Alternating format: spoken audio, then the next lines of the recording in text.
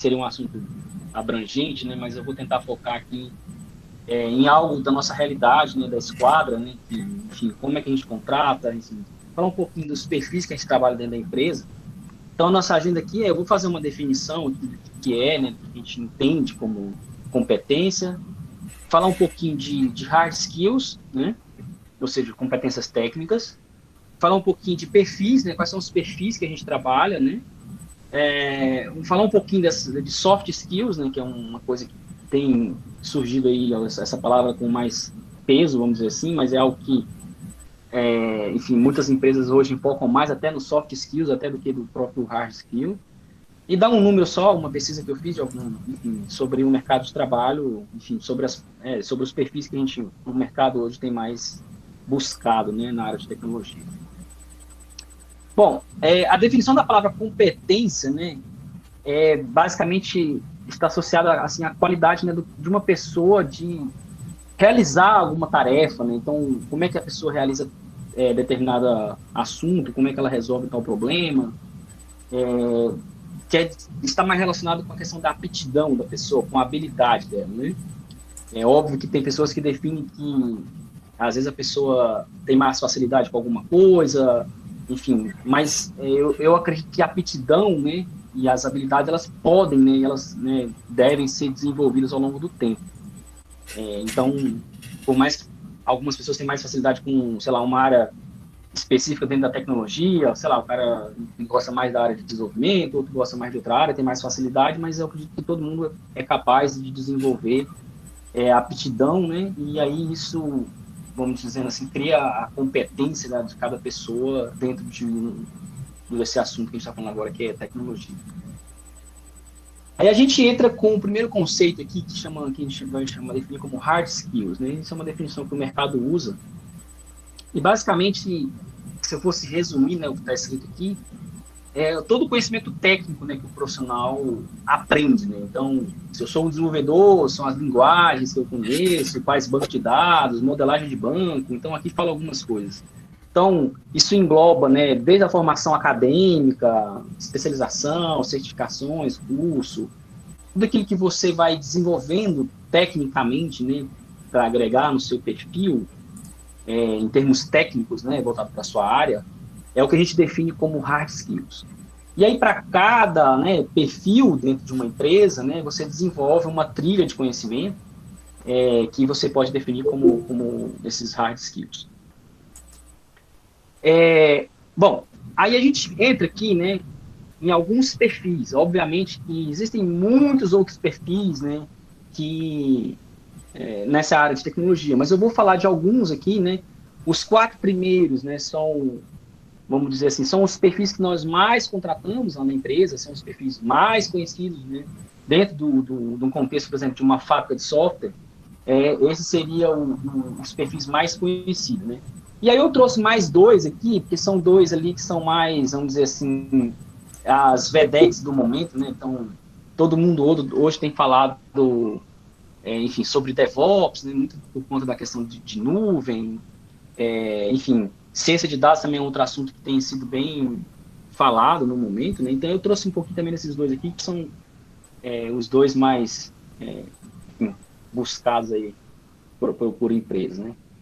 Enfim, vamos lá. Primeiro perfil, né, que a gente coloca aqui é o perfil de um analista de requisito / negócio, né? O que a gente espera de um analista? Qual que é a responsabilidade dele, né? Então, basicamente, é quem faz, né, faz o entendimento de um problema de negócio, né, alguma organização, e ele faz uma tradução, né, eu botei essa tradução entre aspas, porque não é bem uma tradução, em artefatos a serem utilizados durante o processo de desenvolvimento. Eu generalizei aqui, né, essa é uma definição minha, que eu coloquei aqui, porque artefatos podem ser qualquer tipo de artefato, né? Então, quando se trabalhava com RUP, era caso de uso, hoje em dia se fala em metodologias ágeis, com história de usuário e coisas do tipo, né? Então, esse perfil ele é responsável por fazer, né, esse entendimento, e aí ele transforma esse entendimento em artefatos que vão ser utilizados durante todo o processo de desenvolvimento de software. quais são as atribuições, né, de um analista de requisito? Então, ele faz levantamento de necessidade, documentação de necessidade, apoio negocial, revisar requisito, revisar a especificação funcional, documentar a interface de integração, identificar stakeholder, definir escopo, estimar tamanho, estimar projeto. Então, isso aqui é enfim, se a gente fosse olhar para outras definições, a gente poderia achar outras atribuições que um analista de requisito / negócio faz. Então, quando eu olho para um analista de requisito, eu entendo que ele tem que ter, por exemplo, uma boa comunicação, ele tem que saber se comunicar, ele tem que saber fazer uma reunião, ele tem que ter uma boa escrita, porque ele vai escrever aquilo de alguma maneira, e aí alguém tem que ler o que ele escreveu, né? Então, é uma espécie de comunicação onde eu tenho quem vai produzir aquele documento, né? E alguém vai ter que entender o que a pessoa de fato ele escreveu. A gente passa por muitos problemas no processo de desenvolvimento de software, porque da forma como está escrito muitas vezes, não se entende o direito que de fato é para fazer, e isso gera retrabalho, muitas vezes gera uma série de bugs, enfim. Então, é importante que um analista de requisito tenha, de fato, né, esse olhar, né, para a escrita do que ele está fazendo, se de fato é uma escrita que outras pessoas dentro do ciclo do projeto vão entender, né? Bom, o próximo perfil que a gente trata, né, eu tentei colocar mais ou menos numa ordem cronológica, né, dentro de uma fábrica de software, né? Então, o próximo perfil ali, a gente trata, né, do arquiteto de software, né? Então, esse arquiteto de software, basicamente, ele é responsável pela definição, né, das stacks de tecnologia, né, para cada tipo de projeto. Então, eu recebi um range de documentos ali, esses documentos eu fiz um entendimento, e agora esse perfil precisa definir qual é a melhor tecnologia, ou qual a tecnologia, não vou nem dizer melhor, né, porque não se trata do melhor ou pior, mas o que é mais adequado para resolver aquele problema de negócio. Dependendo do problema de negócio, um requisito, por exemplo, escalabilidade é um problema, então preciso definir alguma stack que me dê esse recurso de escalabilidade, por exemplo. Então, esse seria o papel, né, de um arquiteto.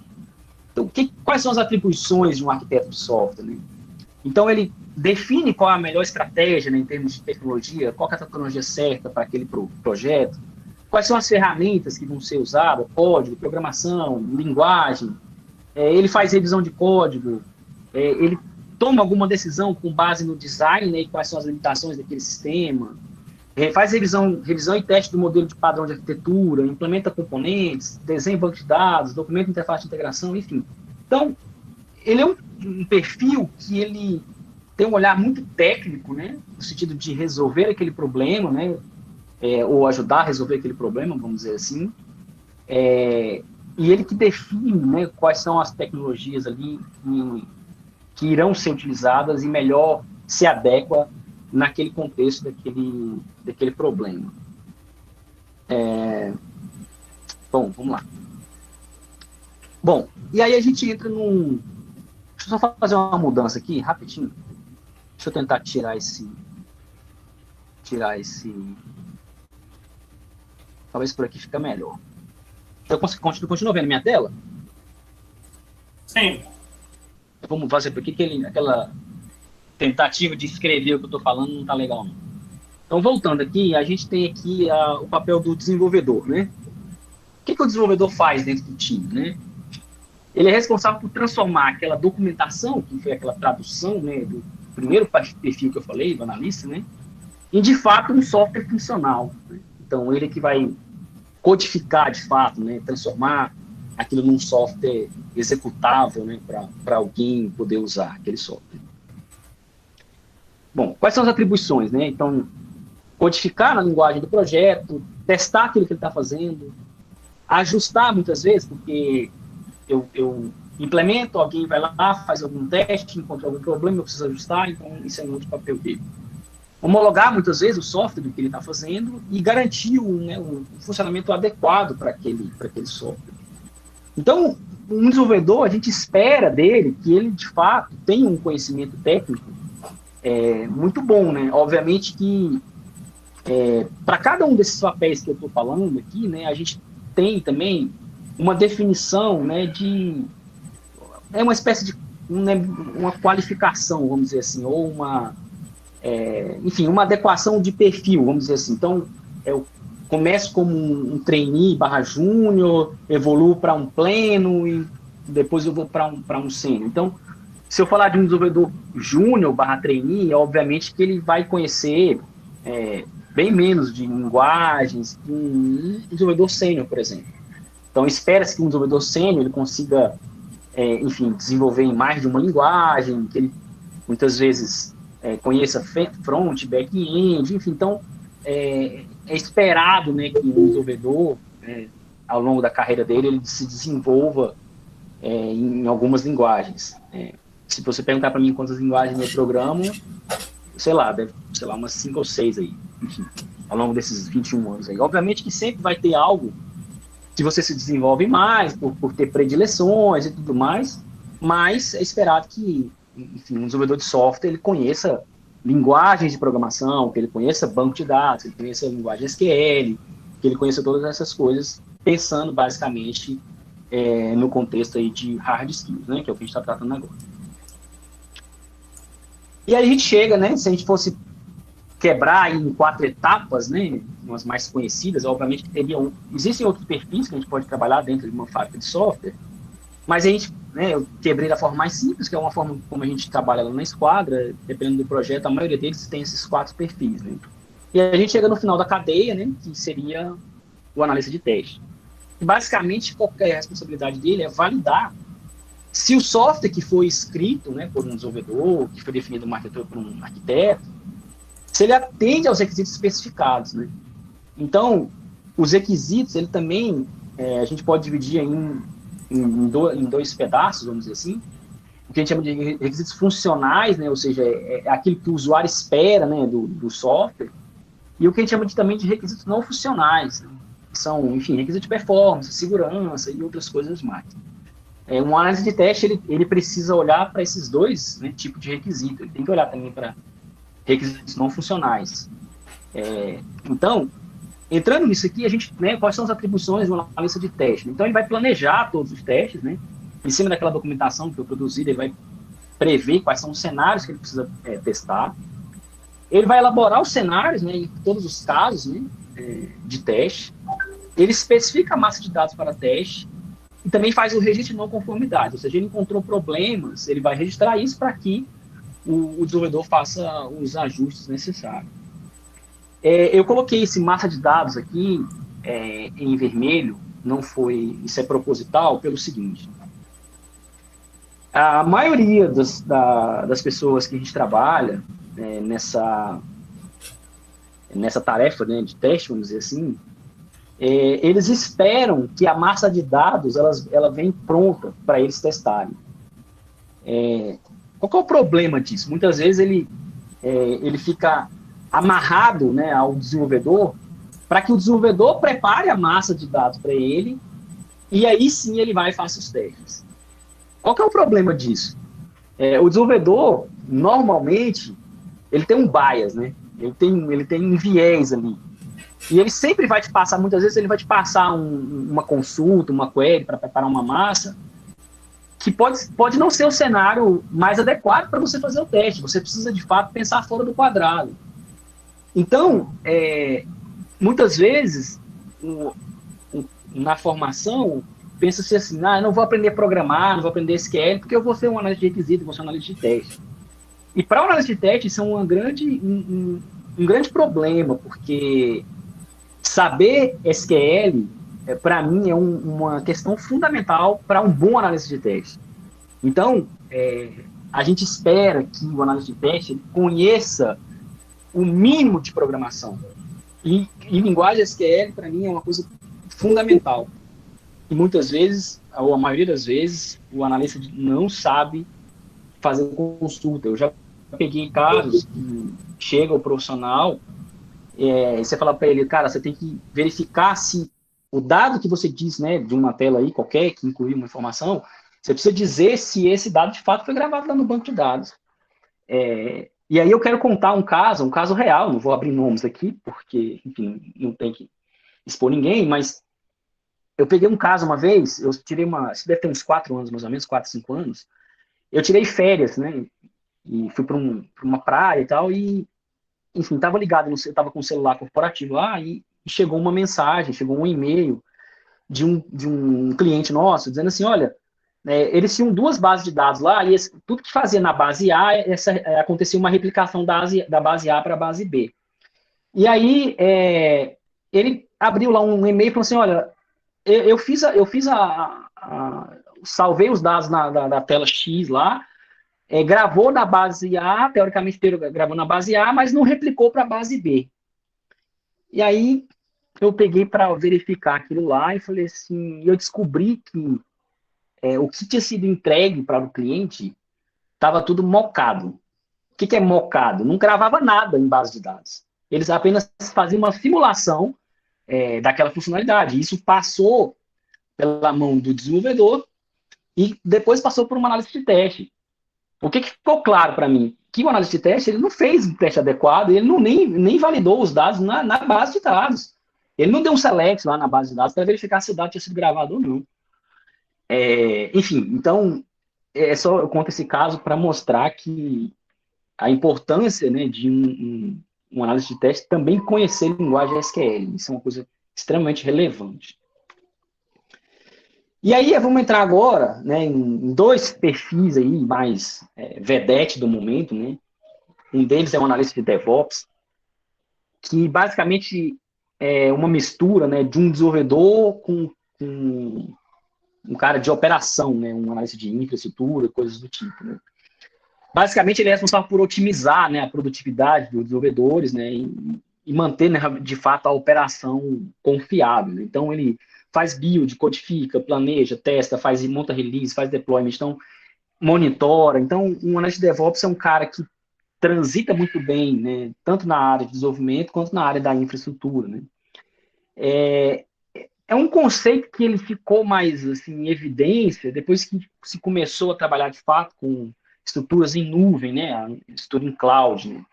Não quer dizer que eu não posso ter uma análise de DevOps, por exemplo, num projeto que eu não use cloud, mas uso uma infraestrutura on-premise, por exemplo.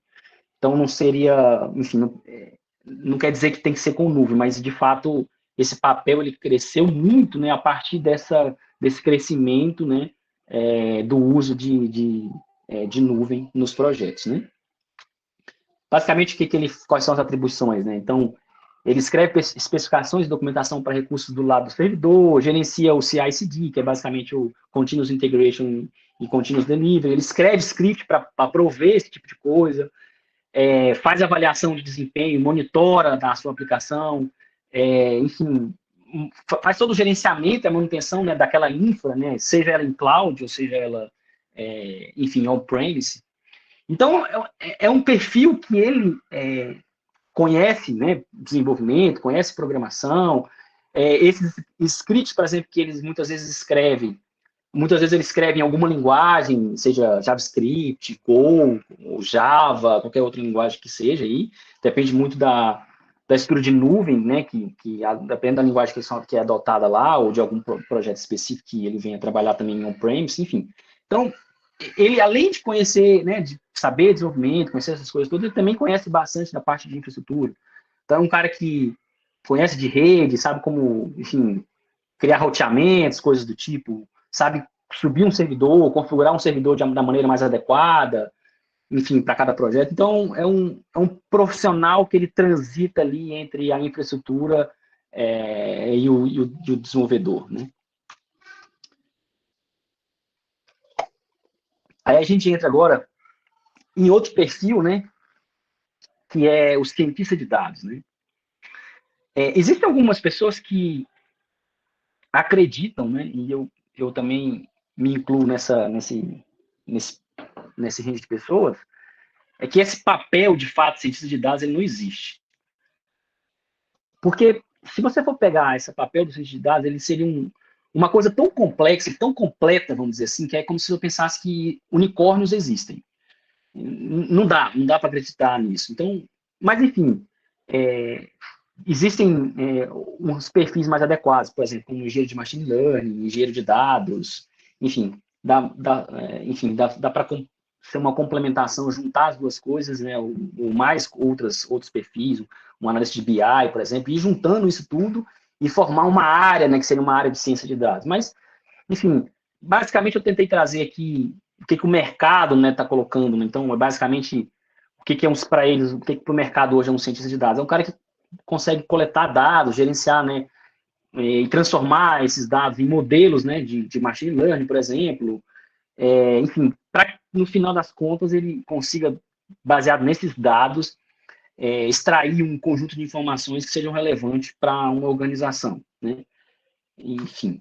Então, quais são as atribuições, né, de um cientista de dados? Mineração de dados, criar modelo de machine learning, modelos estatísticos, criação de dashboards.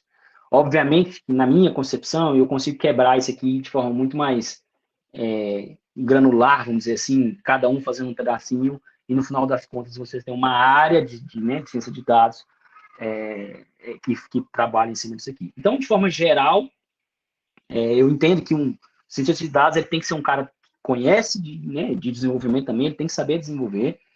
Eu vejo muito, eu já vi alguns casos agora, muito por conta do mestrado, que muita gente foca muito ali na matemática, na estatística, na criação de modelos de deep learning, mas a programação, o desenvolvimento dele é péssimo. O cara não consegue fazer, por exemplo, um básico de orientação a objeto. Aí você vai falar assim, mas o cientista de dados precisa fazer isso? Precisa. É desenvolvimento do mesmo jeito, é software, e você precisa de algum momento, por exemplo, fazer um deployment desse modelo. Então não é só pegar um modelo, rodei, treinei, tá tudo beleza. Não acaba aí, né? Isso acaba na faculdade, quando eu estou fazendo testes, enfim, escrevendo a minha dissertação lá, que eu preciso num espaço controlado ali de coisas que eu tenho que fazer. Mas quando eu vou para o mercado, espera-se que eu consiga criar, por exemplo, um container com um modelo lá dentro deployado, para que eu faça inferência de algo que eu construí como um modelo de machine learning. Então, espera-se que um cientista de dados ele tenha essa atribuição também muito forte de desenvolvimento. Então, de forma geral, né, esse aqui seria... Eu tentei trazer aqui os 4 perfis que a gente mais, né, contrata dentro da fábrica de software, né, que são analista de requisito ou barra negócio, trouxe, né, o desenvolvedor, o arquiteto, o desenvolvedor e o analista de teste. E aí eu trouxe esses 2 perfis também, porque são perfis que atualmente o mercado tem demandado, são perfis mais difíceis de se encontrar, principalmente essa parte de ciência de dados. Então, é só para vocês terem noção, né, de como que está aí, enfim, como estão as empresas no geral, em termos de perfis. E aí eu quero trazer um outro conceito aqui. Eu fiquei sem saber se eu colocava ele dentro do hard skill ou do soft skill, então eu deixei um tópico separado só para esse carinha aqui, que é aprenda inglês. Isso é uma coisa extremamente importante, porque, assim, muitas vezes a gente foca, né? Eu tive, por exemplo, aí na UEG, uma cadeira, uma disciplina de inglês técnico. E muitas vezes a gente acha que o inglês técnico é o suficiente. Ele até pode ser, né, suficiente para o dia a dia, para você conseguir ler alguma coisa, enfim, basicamente ler, porque acho que quase ninguém, quando trabalha somente no Brasil, escreve nada em inglês, mas a maioria, pelo menos, precisa ler, porque na prática, assim, hoje a gente tem muito fórum brasileiro, coisas que a gente pode encontrar, mas ainda as melhores informações, ou a grande maioria das informações, quando a gente quer buscar, essas informações estão em sites em inglês, então é importante que um profissional de tecnologia ele saiba inglês. E se você pensa em concorrer às melhores vagas, né, vamos dizer assim, você precisa falar inglês. Eu vou contar um caso aqui. O ano passado, eu participei de um processo de uma empresa. Eu não vou contar a empresa agora, não. Eu vou contar a empresa no final. Participei de um processo de uma empresa e essa empresa tinha 3 etapas para a contratação. A primeira etapa era uma análise do seu currículo, que basicamente, enfim, uma recrutadora entrou em contato comigo pelo LinkedIn, me pediu se eu tinha interesse em participar, que estava lá no meu LinkedIn, pediu para enviar um currículo, né, eu enviei o currículo, e depois dessa etapa, caso fosse aprovado nessa etapa de análise de currículo, teria uma próxima etapa, que seria uma prova técnica. Essa prova técnica, ela levou 2 horas e meia, e caiu, assim, basicamente era para desenvolver resolver alguns problemas, né, enfim, com alguns algoritmos, e foram basicamente 3 questões. Dessas 3 questões, 2 questões, além de resolver o problema, ou seja, retornar o que deveria retornar, por exemplo, os algoritmos seriam medidos também com complexidade assintótica. Então, eles deveriam rodar, por exemplo, eu não lembro agora exatamente qual era a complexidade que eles queriam, mas eles pediam, por exemplo, que fosse uma complexidade O de N, por exemplo, O log de N, coisas do tipo. Então, não adianta o seu algoritmo só estar pronto, ele deveria rodar, né, dentro de uma máquina matemática, né, obviamente, dentro de uma complexidade, usando a notação O, né, sei lá, log de N, ou enfim, coisas do tipo. Enfim, eu passei na primeira etapa, análise do currículo, passei na segunda etapa e fui para a terceira etapa. A terceira etapa era uma entrevista. A entrevista foi em inglês. Eu estive nos Estados Unidos agora no começo do ano, antes de estourar a pandemia. Fui para estudar, fazer um curso, né? Enfim, muito em função desse processo que eu participei, porque eu achava assim, eu falo inglês, beleza. Enfim, eu não estou dizendo, eu estou dizendo aqui que eu não passei, né? É óbvio que eles não me deram esse feedback, mas eu pressuponho que eu não passei nesse processo pela falta do inglês. Não que eu não falo, eu até falo inglês, eu consigo falar, mas é um inglês, vamos dizer, do dia a dia. Então, como essa terceira etapa, ela não foi focada no hard skill, porque o hard skill eu já tinha mostrado, eu fiz a prova, eu passei na prova. Então, agora era focado no soft skills. E soft skills, a gente vai entrar daqui a pouco, como as perguntas eram todas em inglês, eu respondi todas, não tive dificuldade de entender o que a pessoa me perguntou, não foi esse o problema. Mas como não é um inglês, vamos dizer assim, totalmente fluente, você acaba respondendo de forma muito objetiva ali, sem aprofundar na sua resposta. Então, eu julguei que provavelmente eu não passei, porque eu não aprofundei nas minhas respostas. E agora eu vou revelar o nome da empresa. A empresa é nada mais, nada menos do que a Amazon. Então, eu fiquei muito chateado, porque, enfim, seria um sonho trabalhar na Amazon, enfim, mas infelizmente eu não passei nesse processo. Mas, ok. Então, isso é só para mostrar que de fato, né, existe uma demanda, né, por profissionais, sejam eles para mudar do Brasil ou para trabalhar até mesmo no Brasil, ganhando muitas vezes em dólar, mas que esse skill, né, essa competência, né, que você desenvolve ao longo do tempo, ela é extremamente importante. Então, eu quero deixar claro para vocês que o inglês técnico ele é suficiente, vírgula. Se você quiser dar um passo trabalhar em empresas como a Google, como a Facebook, como Instagram, como enfim, a Amazon, como foi o meu caso, vocês precisam falar inglês. Assim como eu preciso melhorar o meu inglês. Bom, aí a gente entra aqui, e aí o que é extremamente importante para essas empresas, né? E eu vejo isso cada dia mais ser muito importante para qualquer empresa, não só para as grandes empresas, né? Que é o que a gente chama de soft skills. O que seria basicamente soft skills? Seriam as suas habilidades secundárias, né? Enfim, podem ser conhecimentos que você adquiriu ao longo da sua vida inteira, né? Enfim, não tem nada a ver com o técnico, muitas vezes são aspectos até comportamentais, né? Então, aqui tem essa figura, né, que lista os 10, né, no top 10, né, dos soft skills. Então, a gente fala aí de comunicação. Então, comunicação é uma coisa muito importante. Eu vejo muitas pessoas que não conseguem se comunicar. Às vezes o cara é um excelente desenvolvedor, mas ele tem que colocar o fone dele, se fechar lá na casinha e não consegue falar, não consegue fazer uma conversa. Só que, principalmente agora, né, com essa adesão mais forte dos modelos ágeis, eu preciso me comunicar, eu tenho que estar comunicando com o time o tempo inteiro. Então, todos os dias, pelo menos uma vez por dia, a gente faz uma cerimônia, que é a daily meeting. Então, eu preciso saber falar o que eu estou fazendo. Então, isso é uma habilidade que todo profissional de tecnologia ele precisa disso fortemente. Independente daqueles perfis, todos que eu listei lá atrás, isso é uma coisa extremamente relevante.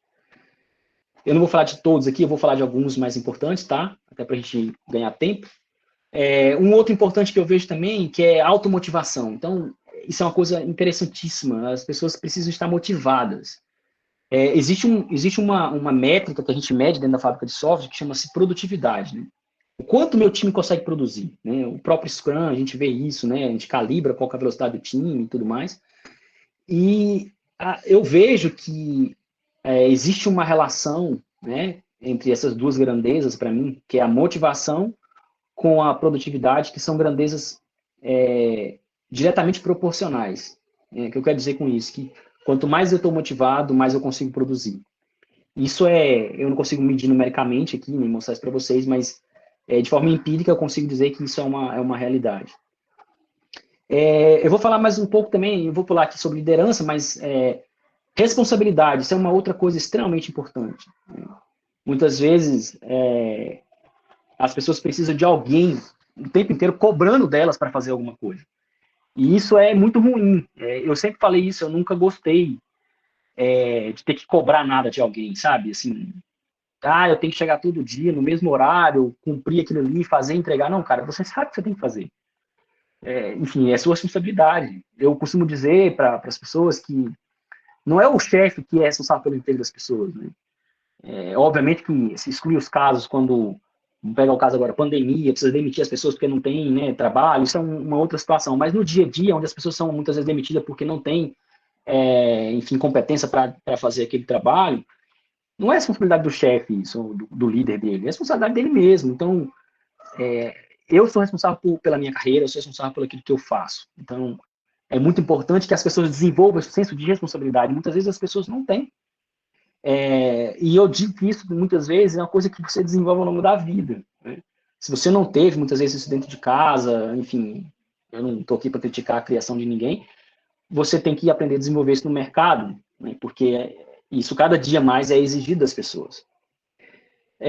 Outro skill importante é trabalhar em time. Isso parece uma coisa besta quando você fala de trabalho em tecnologia, mas eu acho que na minha época, quando eu comecei, na época do Joilson também ali, um pouco mais, né, para trás um pouquinho, a gente tinha muito o perfil do cara que fazia tudo sozinho, né? Ele era analista, ele era desenvolvedor, ele era gerente de banco de dados, o cara era um ninja, né? Hoje em dia, não, a gente se especializou mais, né? Cada um faz um pedacinho ali e as pessoas precisam saber trabalhar em time.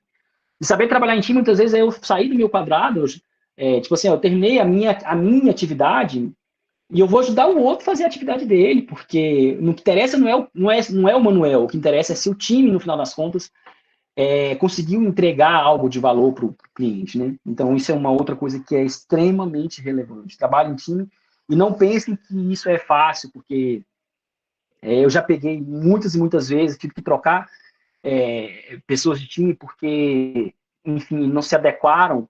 É óbvio que você sempre vai ter empatia por alguém ou por outra pessoa você não vai ter, mas não te exime, né, da responsabilidade de aprender a trabalhar e saber lidar com as diferenças de cada um. Outro ponto que é importante é resolução de problema, né? Isso é uma coisa que essas grandes empresas falam muito disso, né? As pessoas precisam aprender a resolver problema. Enfim, eu costumo dizer que quando você chega, né, já vi isso acontecer várias vezes, você vê que muitas vezes participa de uma reunião, você chega numa reunião e você começa a apontar problemas, defeitos, e você não é capaz de dar uma sugestão. Eu costumo dizer que é melhor a pessoa ficar calada do que ela falar, só apontar problemas.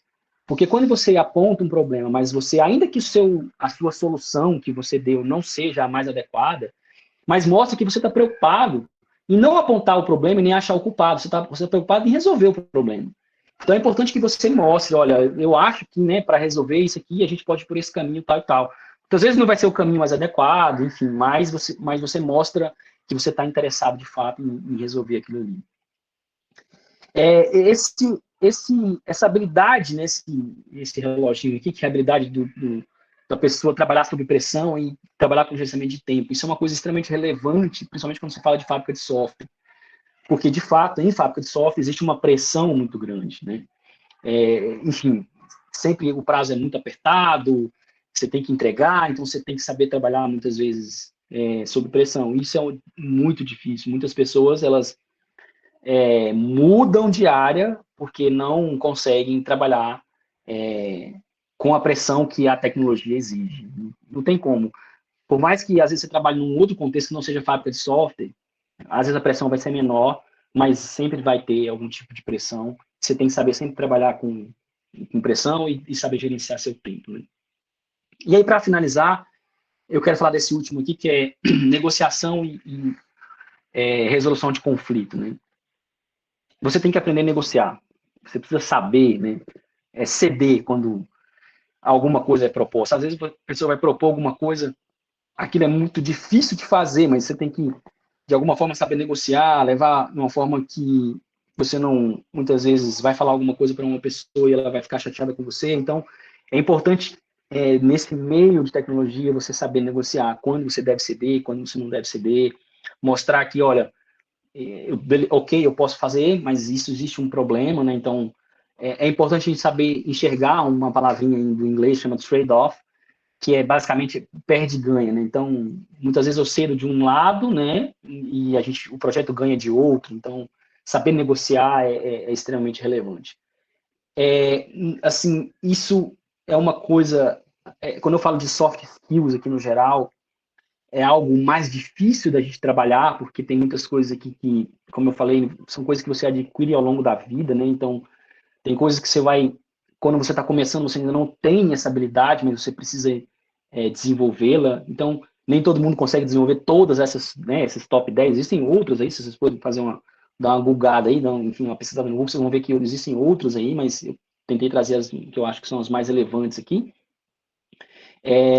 Mas, enfim, quando você está começando a carreira, muitas vezes você não consegue fazer, sei lá, enfim, por exemplo, não tem um estudo de liderança, mas são coisas que você consegue desenvolver. Mas é importante você ter conhecimento que, de fato, isso hoje em dia, né, como eu já disse comentando no começo da palestra, eu tenho 21 anos de experiência e eu vejo hoje que os soft skills são skills, muitas vezes até mais relevantes do que o hard skill, porque o hard skill, muitas vezes, eu dou um treinamento para a pessoa e a pessoa, em 2, 3 semanas, já consegue produzir algo. Vamos dizer que vai ser o cara, né, experiente, vai ser o ninja naquela tecnologia, mas ele já consegue produzir algo. Mas tem coisas baseadas no soft skill que não dá para você simplesmente passar um treinamento, um curso, e a pessoa daqui 2 semanas já vai estar com aquele skill desenvolvido. E aí, para a gente fechar aqui, né, eu trouxe aqui, né, um dado, né, esse dado está nesse site aí, que é o CEO, que são os 10 profissionais de tecnologia mais desejados do ano de 2020.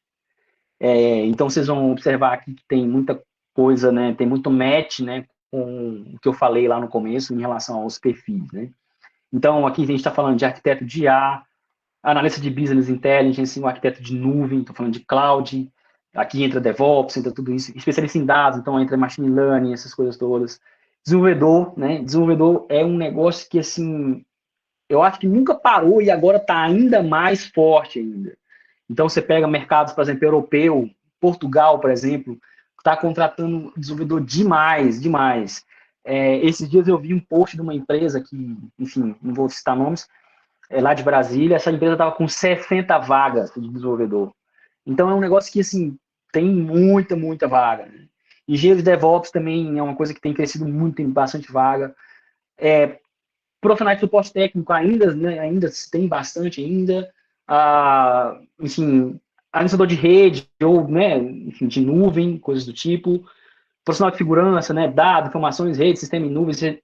A gente acabou de passar aí por uma eleição onde a gente teve casos de ataque, né, enfim. Então, o profissional de segurança com essa, enfim, a questão de toda o dado, né, tá aí na nuvem, então em redes que, enfim, eventualmente alguém pode tentar invadir, então isso nada, assim, vamos dizer, justifica mais hoje do que ter esse perfil nos nossos times, porque de fato é importante. E aí, para finalizar, administrador de sistemas. Então, pessoal, obrigado aí pelo tempo de vocês, não sei se eu acho que eu acabei estourando um pouquinho o tempo. Eu deixo aqui o meu contato, né, meu contato aqui da esquadra, e espero que agora a gente tenha um tempinho aí para tentar responder as perguntas de vocês. Bem, eu quero agradecer ao Manuel pela fala. É sempre muito importante nós termos essa visão de quem está no mercado. Eu vou abrir aqui para perguntas. Nós estamos com um tempo meio apertado.